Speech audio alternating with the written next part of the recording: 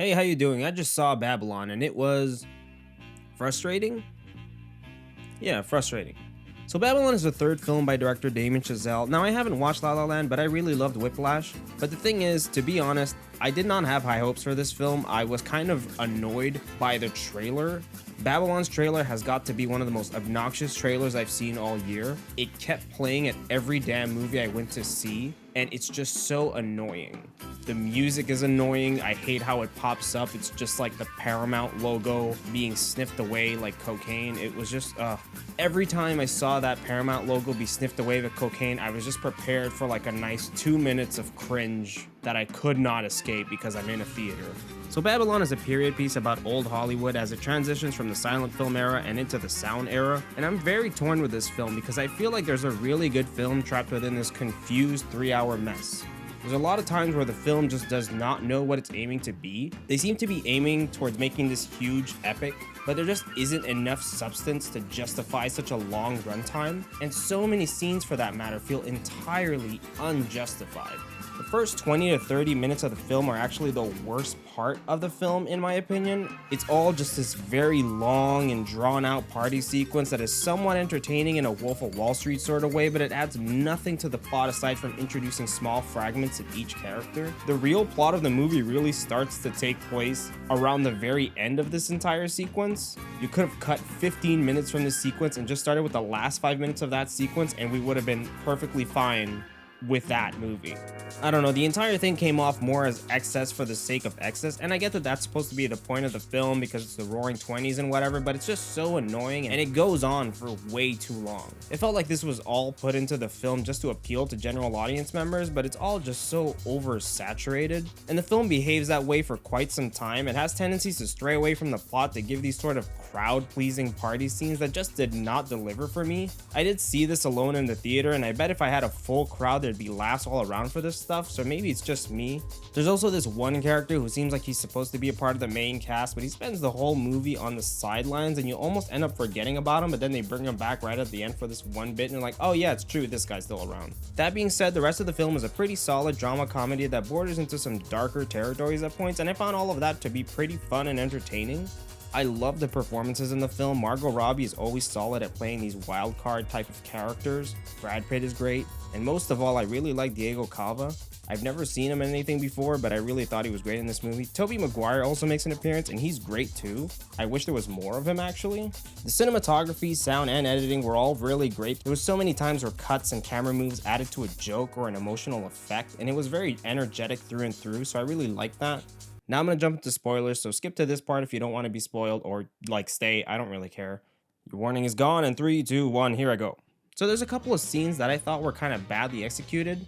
So barely 10 minutes into the film, we get a close-up of an elephant's butthole as it shoots poo straight at us. Like, yay, I wish I'd have gotten my 3D glasses for that one.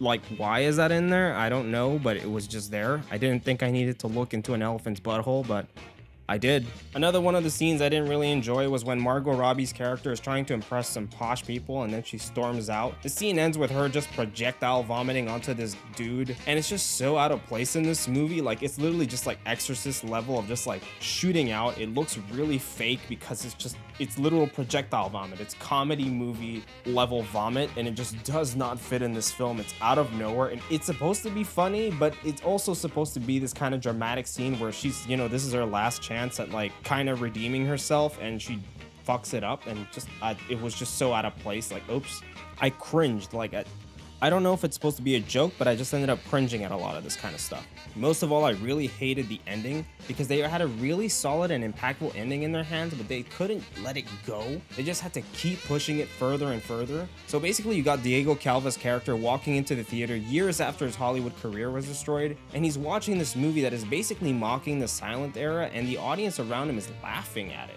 This makes him cry because it just brings back all the memories and all the hardships he went through. And then the camera booms away from him and down to this diverse theater audience, all enjoying the moment. Awesome. I feel it. He's the old gen crying about the glory days while the new gen enjoys this thing while ignoring its humble beginnings. Awesome. Cut to black. But no.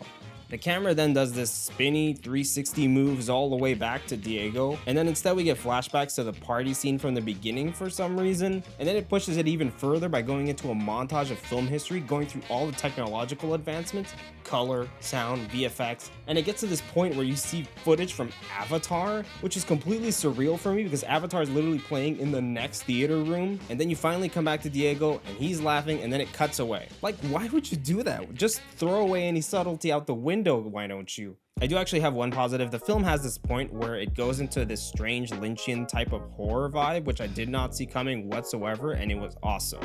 There was like this scene where like Toby Maguire is leading the main character down this like creepy like place, and in between some shots, like Toby Maguire normally throughout this film has like this creepy like weird like lifeless looking makeup, like his eyes are like bags under his eyes.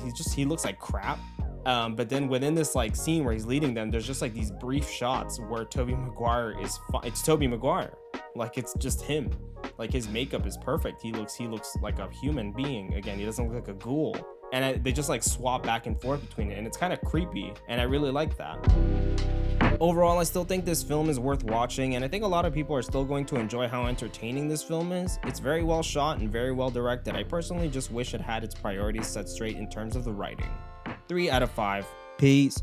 This place was home to the first Samhain celebration in the country, the first Halloween. Our son was abducted last year on Halloween.